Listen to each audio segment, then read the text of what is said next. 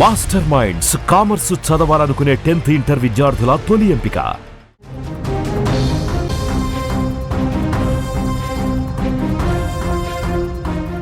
తమిళనాడు రాజకీయ చరిత్రలో ఒక సరికొత్త అధ్యాయం మొదలవబోతోందా? దశాబ్దాలుగా సాగుతున్న డిఎంకే ఏఐఏడిఎంకేల ఆధిపత్యానికి తలపతి విజయ్ రూపంలో ఒక బలమైన ప్రత్యామ్నాయం కనిపిస్తోందన్న సంకేతం కనిపిస్తోంది. కేవలం వెండి తెరపైనే కాదు, ఇప్పుడు రాజకీయ రణరంగంలోనూ విజయ్ తన మార్క్ చూపిస్తున్నాడు. ముఖ్యంగా యువత, మొదటిసారి ఓటు వేసే ఓటర్లు విజయ్ వైపు మొగ్గు చూపుతుండడం రాష్ట్ర రాజకీయాల్లో పెను మార్పులకు సంకేతంగా నిలుస్తోంది. సాంప్రదాయ ఓటు బ్యాంకులను చీల్చుతూ విజయ్ సాగిస్తున్న ఈ ప్రయాణం తమిళనాడు భవిష్యత్తును మార్చబోతోందా? తమిళనాడుతో విజయ్ సీఎం పగ్గాలు పట్టబోతున్నాడా? ఇలాంటి విశేషాలను విశ్లేషించడానికి మా బ్యూరో చీఫ్ విజయ్ అందుబాటులో ఉన్నారు. విజయ్, చెప్పండి, విజయ్ టీవీకే పార్టీ తమిళనాడు రాజకీయాల్లో ఎలాంటి మార్పులను చూపించబోతోంది?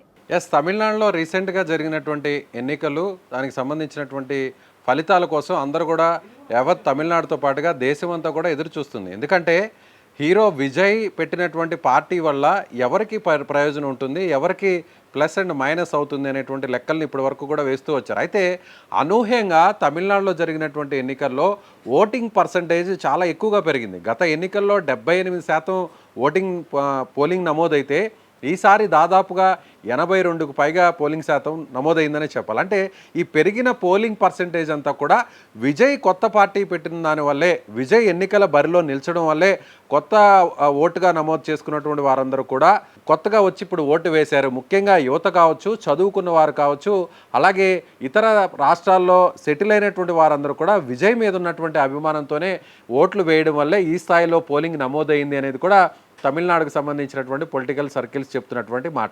అయితే ఇప్పుడు విజయ్ దాదాపుగా ఎన్ని ఓట్లను సాధించబోతున్నారు, ఎంత ఓటింగ్ పర్సంటేజ్ను సాధించబోతున్నారంటే ఖచ్చితంగా విజయ్ ఇప్పటికిప్పుడు గవర్నమెంట్ని ఫామ్ చేసే అన్ని ఓటింగ్ పర్సంటేజు రాకపోవచ్చు అనేది అక్కడ చెప్తున్నటువంటి విశ్లేషకుల మాట. కానీ విజయ్కి వచ్చేటువంటి పోలింగ్ పర్సంటేజ్ ఎవరి ఊహకు అందని విధంగా కూడా ఈ పర్సంటేజ్ రాబోతుంది. అది అందరూ కూడా మొదట్లో కొన్ని సర్వేలు ఇచ్చినప్పుడు, ఎన్నికలకు ముందు సర్వేలన్నీ కూడా 12% అని కొన్ని సర్వేలు ఇచ్చాయి, 8% అని కొన్ని సర్వేలు ఇచ్చాయి, అలాగే కొన్ని సర్వేలు 18% వరకు కూడా వెళ్ళవచ్చు అనేటువంటి సర్వేలు ఇచ్చినటువంటి పరిస్థితి. కానీ యావరేజ్గా చూస్తే ఒక 10 to 18% మధ్య విజయ్కి ఓట్లు అయితే మాత్రం వస్తాయి, పోలింగ్ పర్సంటేజ్ ఉంటుందని కూడా అందరూ అంచనా వేశారు. కానీ అనూహ్యంగా పెరిగినటువంటి పోలింగ్ పర్సంటేజ్ని చూస్తే ఇప్పుడు అక్కడ వారు సైతం ఖచ్చితంగా విజయ్ 25% పోలింగ్ పర్సంటేజ్ విజయ్ పార్టీకి వస్తుంది. ఖచ్చితంగా ఆయన సాధించేటువంటి సీట్లు, అంటే ఒకవేళ విజయ్ గనుక కానీ 25 సీట్లు కానీ సాధించగలిగితే, ఎమ్మెల్యే సీట్లు 25 సీట్లు కానీ సాధించగలిగితే కింగ్ మేకర్గా మారబోతున్నాడు. ఎందుకంటే మొత్తం 234 సీట్లు తమిళనాడు అసెంబ్లీలో ఉన్నాయి. ఈ 234 సీట్లో 117 సీట్లు ఏ పార్టీ, ఏ కూటమి అయితే సాధిస్తుందో వారికి అక్కడ అధికారం దక్కేటువంటి అవకాశం ఉంది. ఇక్కడ చూసినట్లయితే డిఎంకే పార్టీతో, అధికారంలో ఉన్నటువంటి డిఎంకే పార్టీతో కాంగ్రెస్ పార్టీ, అలాగే ఇతర కొన్ని చిన్న పార్టీలు, వామపక్ష పార్టీలు పొత్తులు పెట్టుకున్నటువంటి పరిస్థితి.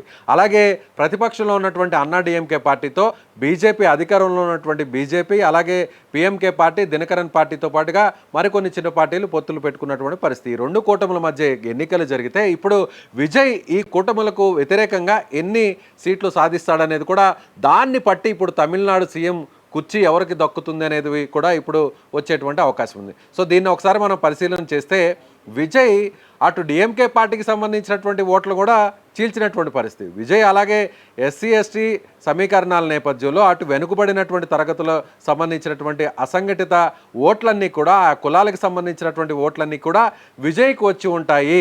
అలాగే అన్నాడీఎంకే పార్టీకి సంబంధించి కూడా ఎక్కడైతే అర్బన్ ఓటర్స్ ఉంటారో ఆ ఓట్లన్నీ కూడా విజయ్కి పడి ఉంటాయి.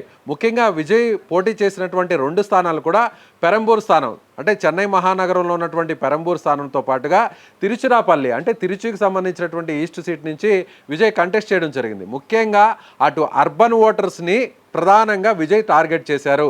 అందులో భాగంగానే మెట్రోపాలిటన్ సిటీగా ఉన్నటువంటి చెన్నైలో ఉన్న 24 సీట్లు ఈ సిటీలో ఉన్నాయి. సో చెన్నై జిల్లాలో ఉన్నాయి. సో ఈ చెన్నై జిల్లాలో ఉన్నటువంటి విజయ్ పోటీ చేసినటువంటి దాదాపుగా ఒక 8 నుంచి 10 స్థానాల్లో విజయ్ హవా అక్కడ కొనసాగుతుంది అనేటువంటి ఒక ఫీడ్బ్యాక్ అయితే వస్తున్నటువంటి పరిస్థితి. అలాగే కోయంబత్తూరు కావచ్చు, అలాగే మదురై కావచ్చు, అలాగే తిరుచి కావచ్చు, విజయ్ పోటీ చేసినటువంటి తిరుచి కావచ్చు, ఈ ప్రాంతాల్లో కూడా ఈ నగరాల్లో కూడా విజయ్ ప్రభావం ఉంటుంది. ముఖ్యంగా దాదాపుగా అటు చెన్నై మహానగరంతో పాటుగా మదురై, కోయంబత్తూరు, తిరుచిరాపల్లితో పాటు సేలంలో కూడా కొంతవరకు ఓట్లను చీల్చేటువంటి అవకాశం ఉంది.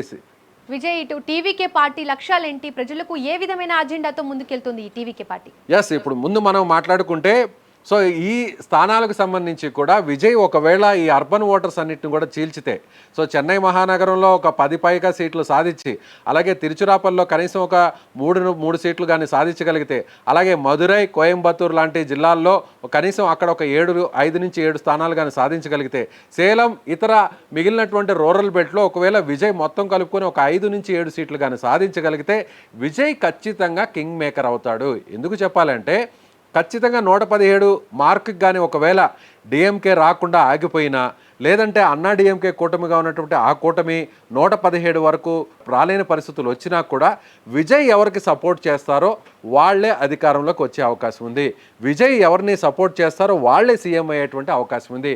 ఆ అంచనాలను మనం ఒకసారి చూసినట్లయితే డిఎంకే పార్టీకి ఒకవేళ అధికారాన్ని స్థాపించేటువంటి మ్యాజిక్ ఫిగర్ అన్ని ఓట్లు అన్ని సీట్లు రాకపోతే, అలాగే అన్నా డిఎంకే కూడా రాకపోతే విజయ్ చేసేటువంటి సపోర్ట్ కీలకంగా మారుతుంది. అప్పుడు విజయ్ తాను ఎవరికైతే సపోర్ట్ చేస్తానో, ఏ కూటమికైతే సపోర్ట్ చేస్తానో ఆ కూటమి ప్రభుత్వాన్ని స్థాపిస్తుంది కాబట్టి తనకు ముఖ్యమంత్రి పదవి ఇవ్వాలి అనేటువంటి ఒక కండిషన్ పెట్టేటువంటి అవకాశం కూడా ఉంది. అలా చూసినట్లయితే ఖచ్చితంగా అన్నా డిఎంకే పార్టీకి, బీజేపీ పార్టీకి, అలాగే మిగిలినటువంటి టీఎంకే ఎవరైతే పిఎంకే పార్టీ కావచ్చు, దినకరన్ పార్టీ కావచ్చు, అలాగే మిగిలినటువంటి ఆ కూటమిలో ఉన్న పార్టీలన్నీ కూడా విజయ్ వైపు మొగ్గు చూపేటువంటి అవకాశం ఉంది. ఎందుకంటే ఇక్కడ ప్రజాదరణ కలిగినటువంటి మాస్ ఇమేజ్ కలిగినటువంటి లీడర్నే ఇక్కడ చూస్తారు తమిళనాడు పాలిటిక్స్లో. అలా చూసినప్పుడు ఇప్పుడు ఆల్రెడీ ముఖ్యమంత్రిగా ఆయన గెలుపొందారు కాబట్టి స్టాలిన్, సో స్టాలిన్ ఒక మాస్ ఇమేజ్ ఉన్నటువంటి నాయకుడిగా స్టాలిన్ చూస్తే ఇటువైపు ఉన్నటువంటి కూటమికి, అలాగే ఇటువైపు ఉన్నటువంటి కూటమికి ఆ స్థాయిలో గుర్తింపు, అలా ఆ స్థాయిలో మాస్ ఇమేజ్ ఉండి పబ్లిక్ని కూడగట్టగలిగే క్రౌడ్ పుల్లర్ యాక్టివిటీ చేయగలిగినటువంటి నాయకత్వం ఉన్న లీడర్నే ఎవరైనా కూడా చూస్తారు. సో అలా చూసినప్పుడు విజయ్ వైపు చూస్తారు కాబట్టి డిఎంకేకు ఒకవేళ ఆ స్థాయిలో సీట్లు రాకపోతే అప్పుడు ఖచ్చితంగా మిగిలినటువంటి పార్టీలన్నీ కూడా విజయ్ని కలుపుకొని అధికారంలోకి వచ్చేటువంటి అవకాశం ఉంది. సో వచ్చే ఎన్నికల్లో డిఎంకే మ్యాజిక్ ఫిగర్ దాటుతుందా లేదా, విజయ్ డిఎంకే పార్టీ, డిఎంకే కూటమి మ్యాజిక్ ఫిగర్ని దాటకుంటే మాత్రం ఖచ్చితంగా విజయ్కి ఖచ్చితంగా సీఎం కుర్చీకి దగ్గర అవ్వడే అవకాశాలు అన్నీ ఉంటాయి. ఓవైపు విజయ్ని సీఎం చేయడానికి బీజేపీ పార్టీ కూడా సిద్ధంగా ఉంటుంది. భవిష్యత్తులో కూడా అన్నా డిఎంకే పార్టీనంతా కూడా విజయ్ వైపు తిప్పుకునేటువంటి అవకాశం కూడా విజయ్కి దక్కుతుంది. కాబట్టి విజయ్ కూడా అందుకు తగ్గట్టుగానే అడుగులు వేస్తారు. విజయ్ ఇప్పుడు ఒకవేళ 20% వరకు కానీ పోలింగ్ పర్సంటేజ్ వస్తే అది అన్నా డిఎంకే నుంచి పెద్ద ఎత్తున చేర్చబోతున్నాడు, అలాగే డిఎంకే నుంచి కూడా పెద్ద ఎత్తున చేర్చబోతున్నాడు. కాబట్టి సో 2 పార్టీలు కూడా నష్టం కలుగుతుంది. అప్పుడు 2 పార్టీలు కూడా మ్యాజిక్ ఫిగర్ వరకు వచ్చేటువంటి అవకాశం లేదు. సో సొంతంగా పార్టీని ప్రభుత్వంలోకి తీసుకొచ్చేటువంటి అవకాశం ఉండదు. కాబట్టి ఇక విజయ్ కింగ్ మేకర్ కావడం అనేది తథ్యం అనేది కూడా ఇప్పుడు తమిళనాడు రాజకీయ విశ్లేషకులు అంచనా వేస్తున్నారు. మీరు అడిగినట్టుగా దీపిక, టీవీకే పార్టీ సంబంధించి కూడా లక్ష్యాలేంటి, విజయ్ పార్టీ పెట్టేటప్పుడు కూడా చాలా క్రిస్టల్ క్లియర్గా ఆయన చెప్పడం జరిగింది. తన పార్టీ ఇప్పటి వరకు ఉన్నటువంటి 2 ద్రవిడ పార్టీలు చేయనటువంటి సంక్షేమాన్ని, అభివృద్ధిని తాను ఇవ్వబోతున్నాను. ప్రజలకు నేరుగా పథకాలు ఇవ్వడం కాదు, ప్రజలు నేరుగా వాళ్ళ స్వశక్తితో నేరుగా ఎదిగి ఆర్థికంగా వాళ్ళు స్థిరంగా ఉండడమే తమ పార్టీ లక్ష్యం.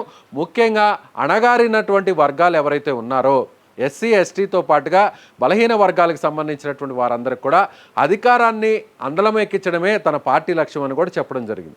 అలాగే విజయ్ కొంతమంది ఎమ్మెల్యేలు, కొంతమంది సీట్లు ఇచ్చినటువంటి వారందరూ కూడా చూస్తే సాధారణ వ్యక్తులకు ఇవ్వడం జరిగింది. వివిధ సామాజిక వర్గాలకు సంబంధించినటువంటి వ్యక్తులతో పాటుగా కంప్లీట్గా పొలిటికల్ ఎలాంటి ఇన్ఫ్లుయెన్స్ లేని వ్యక్తులకు, అసలు రాజకీయాల్లో సంబంధం లేనటువంటి వ్యక్తులకు, ముఖ్యంగా ప్రజలకు దగ్గరగా ఉండేటువంటి వ్యక్తులకు కూడా కొన్ని సీట్లు కూడా ఇవ్వడం జరిగింది. తన దగ్గర కార్ డ్రైవర్గా పనిచేస్తున్నటువంటి వ్యక్తి కుమారుడికి కూడా విజయ్ ఒక ఎమ్మెల్యే సీట్ ఇచ్చినటువంటి పరిస్థితి. అంటే తాను ప్రజలకు దగ్గరగా అవ్వడానికి సీఎంగా అంగీకరించే పరిస్థితి ఎంతవరకు ఉంది తమిళనాడు రాజకీయాలు?